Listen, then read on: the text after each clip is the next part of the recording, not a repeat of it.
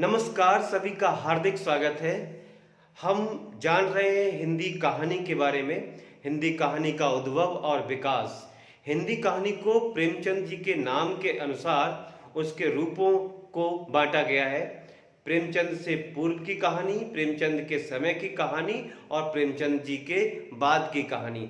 आज हम समझेंगे प्रेमचंदोत्तर मतलब प्रेमचंद जी के बाद की कहानियाँ, उनके कौन कौन कहानीकार थे और कहानी ने किस तरह का रूप अख्तियार किया, किस तरह का स्वरूप बदला अपना समय के अनुसार। नमस्कार, सभी का स्वागत है।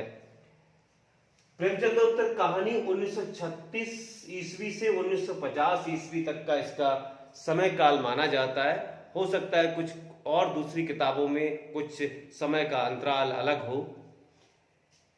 इन कहानियों पुरानी परंपरा के साथ साथ नई परंपरा का उदय हुआ और उसका विकास हुआ। जो पुरानी परंपरा थी कहानी की उसको भी साथ लिया और नया जो बदलाव थे, नए जो तरीके थे उनको भी शामिल किया, और बदलाव किया। मनोविश्लेषणात्मक परंपरा शुरू हुई थी इस समय प्रेमचंद्र जी के बाद में, और इसमें लेखक हुए जैनेन्द्र कुमार।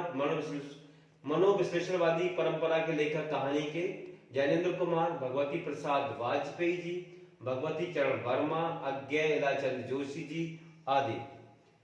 जैनेन्द्र कुमार के कहानी संग्रह इस समय आए थे। जो प्रेमचंद जी के बाद में जो कहानी थी उनके कुछ कहानी संग्रह आए हैं जैनेन्द्र कुमार जी के। वो वातायन, स्पर्धा, फांसी, पाजेब, जयसंधि, एक रात, दो चिड़िया, ये जैनेन्द्र कुमार जी के कहानी संग्रह थे प्रेमचंदोत्तर में। उसके बाद में इन जैनेन्द्र कुमार जी ने इन कहानियों में का जो दृष्टिकोण था उनका इन कहानियों में, वह समाजवादी था कि अपेक्षा व्यक्तिवादी था। जो दृष्टिकोण अपनाया उन्होंने कहानियां लिखने का, वो समाजवादी, समाज की अपेक्षा व्यक्ति विशेष को बल दिया, व्यक्तिवादी, और भौतिक की अपेक्षा आध्यात्मवादी, अध्यात्म को बल दिया भौतिक की अपेक्षा इन्होंने इन कहानियों में।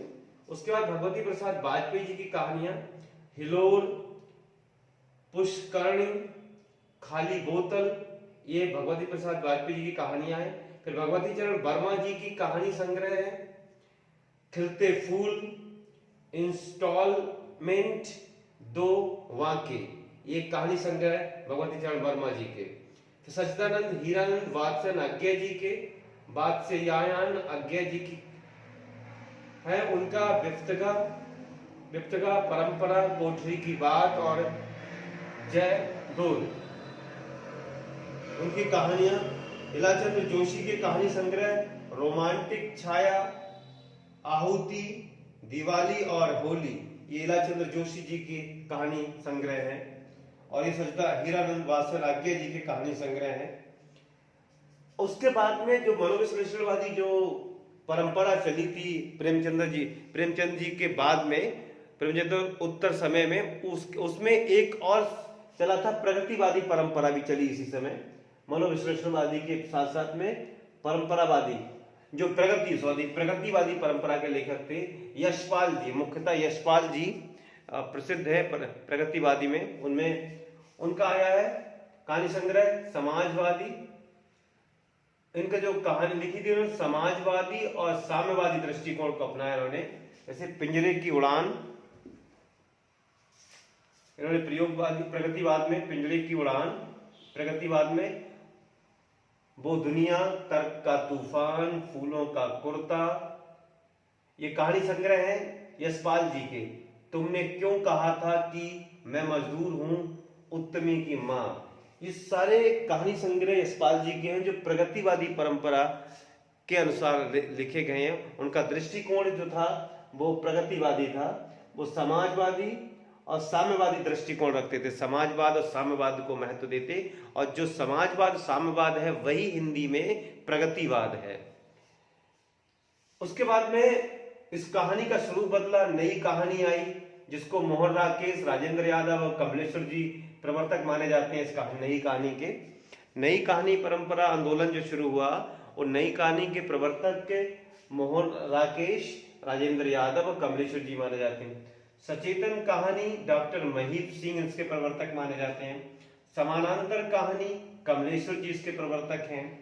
समकालीन कहानी के प्रवर्तक डॉक्टर गंगा प्रसाद विमल जी हैं। समकालीन कहानी के प्रवर्तक सहज कहानी अमृत राय, सक्रिय कहानी के प्रवर्तक राकेश वत्स जी और कहानी गंगा प्रसाद विमल जी इसके प्रवर्तक हैं। तो इस प्रकार कहानी का विकास और उद्भव हमने जाना।